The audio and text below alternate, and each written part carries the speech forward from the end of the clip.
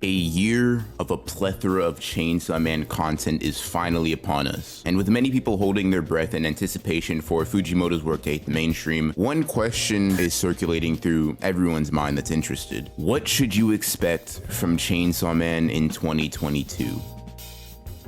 When it comes to the expectations of Chainsaw Man this year, there are three main topics that I'd like to discuss or address within this video. The first being the quality and style of the source material. Basically, what should you expect if you were to read the manga or watch the anime, the characters, the narrative, the story, all that different stuff. Number two, the production quality of the anime. How good should you expect Chainsaw Man to be, or should you be a little bit wary of its quality? And finally, any new material for the manga.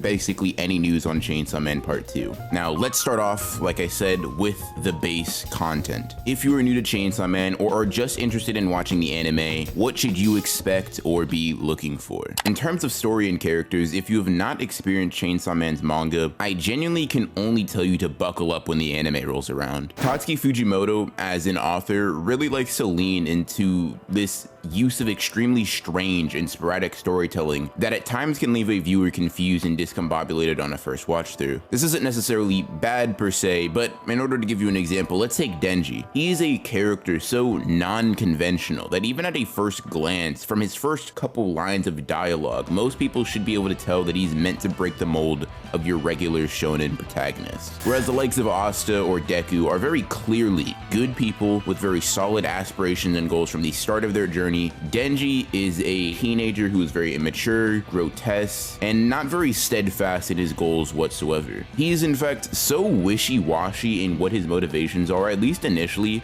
that it's pretty common for Denji to let his horniness determine the path of his life. This ties very deeply into his character as you look more and more into who Denji is as a person, but initially I can almost guarantee he will be perceived to be extremely different from your average protagonist. Whether or not people will like this difference is something that only time will tell. However, I do think that Denji, even amongst characters that I think are unique, is very different and unique. Alongside Denji as one of the most integral and non-standard characters in the series, we have Makima. She has a certain effect on people in the world of Chainsaw Man, and even outside of it, unfortunately. She's a character that is unique amongst the trope that you would imagine she would fit in. Within Chainsaw Man, she exists as many things within the series, things that as the show unfolds, you will find to be a little bit more complex than initially meets the eye. She motivates Denji to do what he does for 95% of Chainsaw Man, and is a guiding hand to him as well. However, her nature is not necessarily benevolent, and this will be relatively clear right from episode 1. You can tell from her choice of dialogue that she's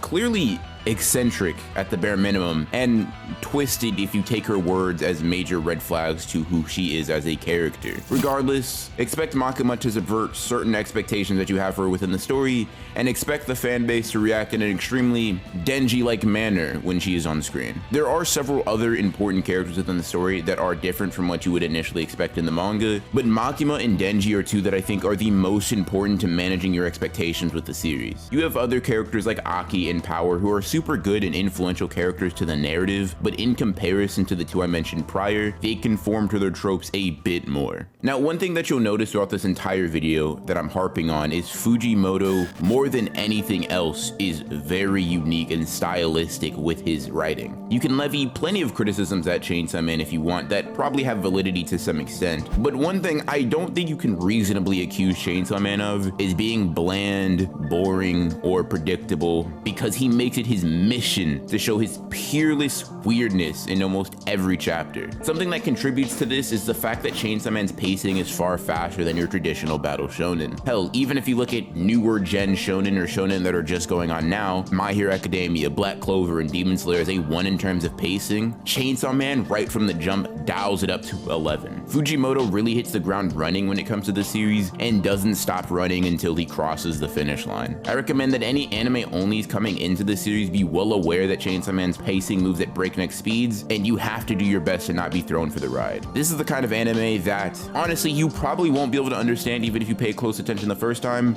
but if you don't pay attention, if you're not hanging on every word, every piece of dialogue, every character interaction, you might be completely lost. And this isn't to say that's a bad experience per se. Even I, as a manga reader, think there are plenty of things in Fujimoto's writing and plot that I missed on the first go around. I think that this is a series in which it is somewhat expected to be, to some some extent lost in. Regardless of this, keep in mind that the pacing is going to be extreme. Speaking of extreme, let's talk about the content, which is mature to say the least. You may have been able to tell from the trailer already, but it seems that MAPPA is not going to hold back when showing the violence that was illustrated in the manga. I mean, let's be honest for a second here. There is no way a manga called Chainsaw Man wouldn't be super bloody and gory. So seeing this in the anime would be a godsend and really help keep the darker and grittier tone of Chainsaw Man alive. Aside from just the grit of the fights, expect many of them to be pretty hacks based and actually take place on a decently large scale power wise. Aside from Denji, whose powers at least initially are comparably straightforward, Fujimoto gave us access to some pretty interesting and complex abilities that these devils fight with. So this is yet another thing that you should probably pay attention to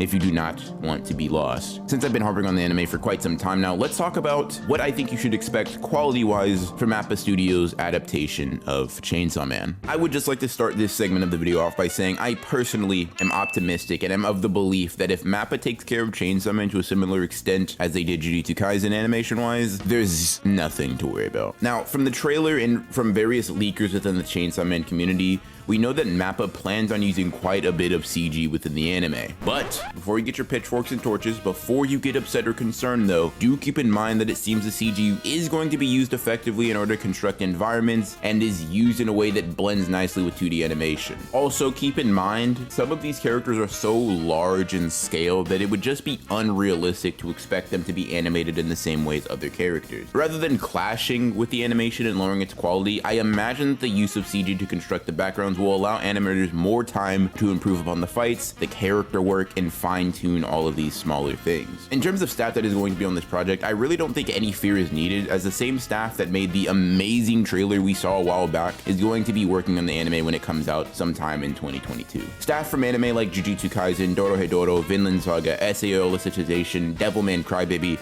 and Mushoku Tensei will all feature on this project, and this leads me to believe that the anime is in the hands of very professional and talented people within the industry. This means you can rather safely assume that the anime's quality will be on the same tier of Jujutsu Kaisen's, which is not only consistent, but had several moments that elevated its manga source material tenfold because of the animation, OSTs, and voice acting that the anime could provide. If Chainsaw Man is handled with the same care as JJK, I don't think it would be strange to expect the series to blow up in a similar way as the JJK manga did, or even more considering that Chainsaw Man has more manga sales than Jujutsu Kaisen did before its anime. Just to quickly put this into perspective for you, JJK pre-anime had a very respectable and solid 8.5 million manga sales. As of right now, at the time of recording this video, the series sits at a little bit over 70 million sales. In comparison, Chainsaw Man has 12 million sales with no anime right now, and one can only imagine just how much a well-produced anime could boost its notoriety worldwide. In any case,